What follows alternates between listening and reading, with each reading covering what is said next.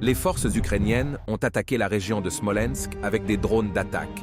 2 drones ont été interceptés par des systèmes de guerre électronique et de défense aérienne au-dessus de Smolensk, et 3 autres ont été détruits dans la région de Zadneprovski. Les troupes ukrainiennes ont attaqué au moins 2 fois des zones habitées de la région de Bryansk. Les villages de Pogar, Gorodjanka et Troubchevsk ont été attaqués, et le bâtiment Bryansk Energo a été touché. Une personne a été blessée. Des troupes ukrainiennes ont également tenté une frappe de drone kamikaze dans le territoire de Krasnodar. L'aéronef ennemi a été abattu au-dessus de l'aéroport de Sotchi à l'aide d'armes légères. Pendant ce temps, les troupes ukrainiennes rassemblent des réserves aux frontières des régions de Bryansk et de Belgorod.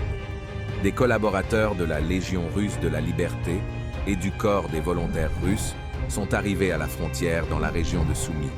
Les troupes russes continuent de lancer des attaques combinées contre des cibles militaires sur le territoire ukrainien. L'usine Malichev à Kharkov, où se trouvent les principaux ateliers de réparation de véhicules blindés ukrainiens, a finalement été mise hors service.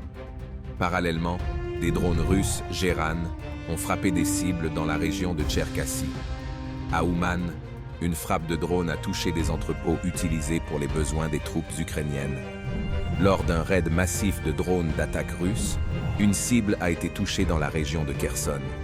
À Snigirevka, une plateforme logistique utilisée par les forces ukrainiennes à des fins militaires a été frappée.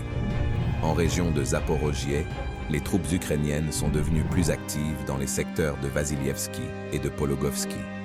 L'ennemi prend position près de Belogori, mais il est rapidement attaqué par l'artillerie russe. En région de Kherson, les groupes tactiques ukrainiens continuent de se renforcer sur les îles et sur la rive est du Dniepr. Dans le même temps, les troupes russes ont mené avec succès un raid sur l'île Kozatsky, faisant prisonniers plusieurs soldats ukrainiens.